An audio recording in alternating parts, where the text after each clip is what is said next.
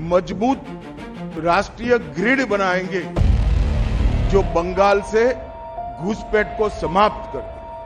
इंसान छोड़ दीजिए, परिंदा भी पैर नहीं मार पाए। मित्रों, आज सभी का भारतीय जनता पार्टी की प्रेस वार्ता में मनपूर्वक स्वागत है। आज 30 दिसंबर का दिन है। हम सभी भारतीयों के लिए गौरव का दिन है। आज ही के दिन 1943 में बंगाल की भूमि के सुपुत्र और देश के महान स्वतंत्रता सेनानी नेताजी सुभाष चंद्र बोस ने पोर्ट ब्लेयर में पहली बार आजाद भारत का झंडा फहराने का काम किया था। तो एक प्रकार से हमारे आजादी के संग्राम का ये बहुत महत्वपूर्ण मकाम था। और इसके कई साल बाद, 8 दशक बाद, आज 30 दिसंबर को जब हम पीछे मुड़कर देखते हैं तो बंगाल के लिए भी आज से लेकर अप्रैल तक का समय बहुत महत्वपूर्ण समय है। अप्रैल में बंगाल में विधानसभा के चुनाव होने जा रहे हैं। भय, भ्रष्टाचार, कुशासन और घुसपैठ की जगह विरासत, विकास और गरीब कल्याण की एक मजबूत सरकार बनाने का बंगाल की जनता का संकल्प बंगाल में जहां पर भी जाते हैं वहां दिखाई पड़ता है। तृणमूल कांग्रेस के 15 साल के शासन में भय, भ्रष्टाचार और कुशासन और विशेषकर घुसपैठ से बंगाल की जनता चिंतित भी है, भयभीत भी है और आशंकित भी है। हम भारतीय जनता पार्टी के सभी कार्यकर्ता बंगाल की जनता को आश्वासन भी देना चाहते हैं और वादा भी करना चाहते हैं कि मोदी जी के नेतृत्व में बंगाल में भारतीय जनता पार्टी की सरकार बनने के साथ ही यहां की विरासत को हम पुनर्जीवित करेंगे। विकास की गंगा फिर से बड़ी तेज गति से बहेगी और गरीब कल्याण, जो बंगाल का आज बहुत महत्वपूर्ण मुद्दा बना है, देश भर में जहां जहां एनडीए सरकार है, भाजपा सरकारें हैं, हमने गरीब कल्याण को प्राथमिकता दी है। यहां पर भी गरीब कल्याण को प्राथमिकता दी जाएगी। और इस सब के साथ साथ एक ऐसी मजबूत राष्ट्रीय ग्रिड बनाएंगे जो बंगाल से घुसपैठ को समाप्त कर देंगी। इंसान छोड़ दीजिए, परिंदा भी पैर नहीं मार पाए, इस प्रकार की एक मजबूत ग्रिड की रचना हम करेंगे। और न केवल घुसपैठ रोकेंगे, सारे घुसपैठियों को चुन चुन कर भारत के बाहर निकालने का काम भी भारतीय जनता पार्टी की बंगाल सरकार करेगी। आज ममता बनर्जी के नेतृत्व में भ्रष्टाचार के कारण पूरे बंगाल का विकास एक प्रकार से थम गया है। मोदी जी की सारी लाभकारी योजनाएं जो पूरे देश में गरीबी का उन्मूलन कर रही है, यहां पर टोल सिंडिकेट के भेंट चढ़ चुकी हैं और हर योजना डेड एंड पर पहुंच चुकी है।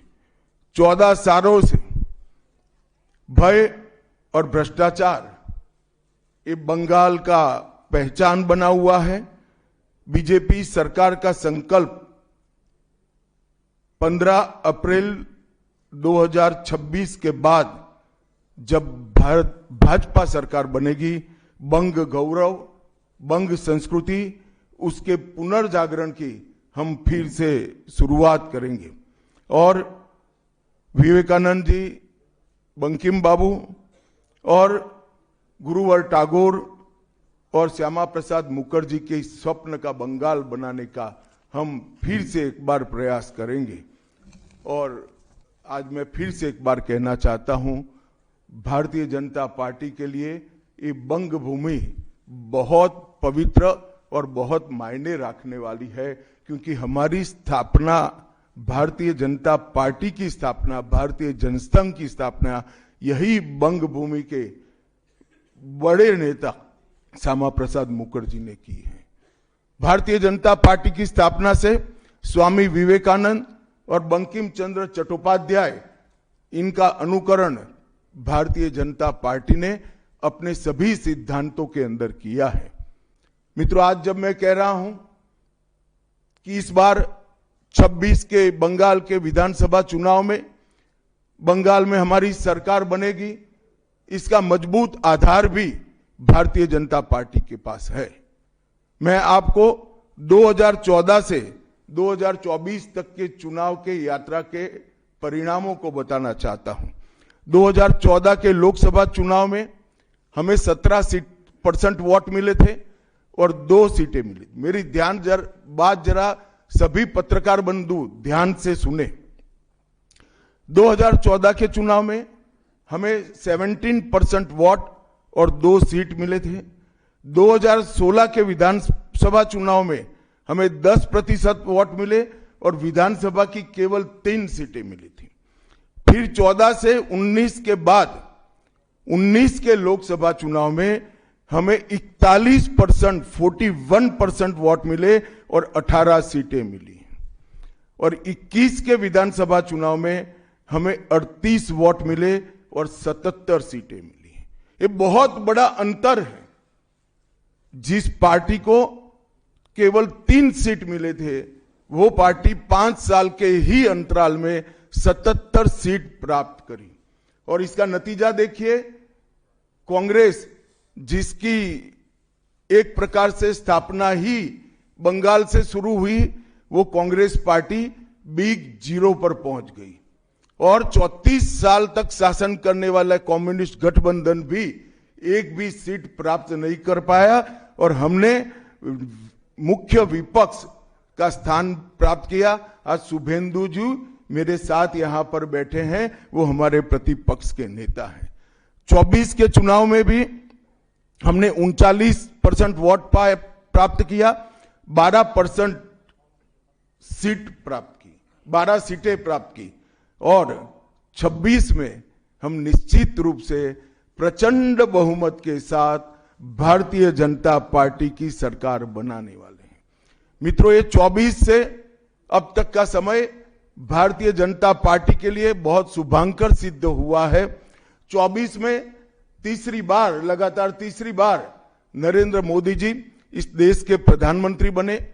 उसके बाद महाराष्ट्र में, हरियाणा में, दिल्ली में और अब बिहार में भारतीय जनता पार्टी की सरकारें बनी हैं। 24 के चुनाव में उड़ीसा और आंध्र प्रदेश में भी पूर्ण बहुमत की भाजपा की और एनडीए की सरकार बनी है। मुझे पूरा भरोसा है कि 2026 में बंगाल में 2/3 बहुमत के साथ भारतीय जनता पार्टी की सरकार बनेगी। ये बंगाल की जनता तय कर बैठी है।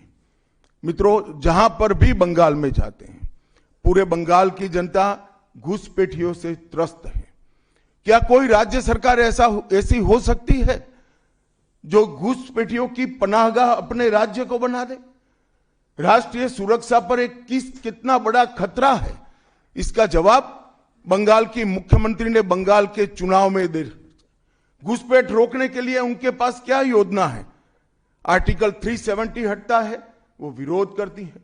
सीएए लाकर बंगाल के शरणार्थियों को नागरिकता देने का हम कार्यक्रम करते हैं, वो विरोध करती है। और वो ठीकरा फोड़ते हैं कि बीएसएफ है, वो रोक नहीं रही है। ममता जी, मैं आज आपको इस सार्वजनिक प्रेस वार्ता में पूछना चाहता हूं कि कौन सी सरकार है बांग्लादेश की पूरी सीमा पर जो वाड़बंदी करने के लिए, बॉर्डर पर फेंसिंग करने के लिए जमीन नहीं देती है? अगर आप जवाब न दे पाए तो मैं ही देता हूं। आपकी ही सरकार है जो जमीन नहीं देती है, जिसके कारण फेंसिंग का काम समाप्त नहीं होता है। फिर भी भौगोलिक रूप से कठिन सीमा पर से कोई घुस कर आता है तो कहां जाता है? सबसे पहले बंगाल के गांव में जाता है। आपका पटवारी क्या कर रहा है? आपका थाना क्या कर रहा है? क्यों इसको अरेस्ट नहीं किया जाता? क्यों उस पर केस दर्ज नहीं होता? क्यों इसको वापस भेजा नहीं जाता? जवाब है क्या आपके पास? क्या बंगाल की मुख्यमंत्री जवाब दे सकती है कि असम में घुसपैठ क्यों बंद हो गई? त्रिपुरा में घुसपैठ क्यों बंद हो गई? गुजरात और राजस्थान की बॉर्डर पर घुसपैठ क्यों नहीं होती है? पंजाब की बॉर्डर पर घुसपैठ क्यों नहीं होती है? कश्मीर की बॉर्डर पर घुसपैठ क्यों नहीं होती है? सिर्फ बंगाल में क्यों होती है? क्योंकि आपकी निगहबानी में घुसपैठ कराई जाती है और बंगाल को धीरे धीरे डेमोग्राफी चेंज कर आपकी वोट बैंक को पुख्ता करनी चाहती है। मगर ये लंबा नहीं चलेगा। बंगाल की जनता अब जान गई है और इसके खिलाफ लामबंद भी हो रही है। और मुझे मालूम है अगला चुनाव घुसपैठियों को निकालने के मुद्दे पर और घुसपैठ रोकने के मुद्दे पर लड़े जाना वाला है, क्योंकि न केवल ये बंगाल का अब मामला रहा है। मैं आज बंगाल की जनता को इस प्रेस वार्ता के माध्यम से बताने आया हूं कि बंगाल की बॉर्डर से हो रही घुसपैठ सिर्फ बंगाल का मामला नहीं रहा है, अब ये राष्ट्रीय सुरक्षा का मामला है। देश की संस्कृति को बचाना है, देश की सुरक्षा को सुनिश्चित करना है, तो बंगाल की बॉर्डर सील कर दे, ऐसी देशभक्त सरकार यहां लानी पड़ेगी जो ममता बनर्जी नहीं कर सकती, केवल और केवल भारतीय जनता पार्टी कर सकती है। घुसपैठ के अलावे भ्रष्टाचार से पूरी बंगाल की जनता त्रस्त है।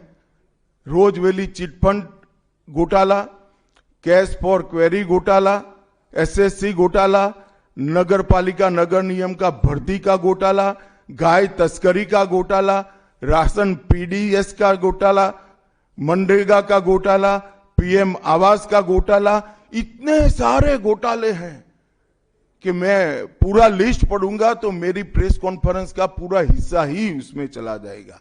अब क्या ममता बनर्जी इस बात का जवाब दे सकती है कि आपके मंत्रियों के ठिकाने पर से 27 करोड़ रुपया मिलता है, जिसको गिनते गिनते नोट गिनने की मशीन भी गर्म होकर बंद हो जाती है?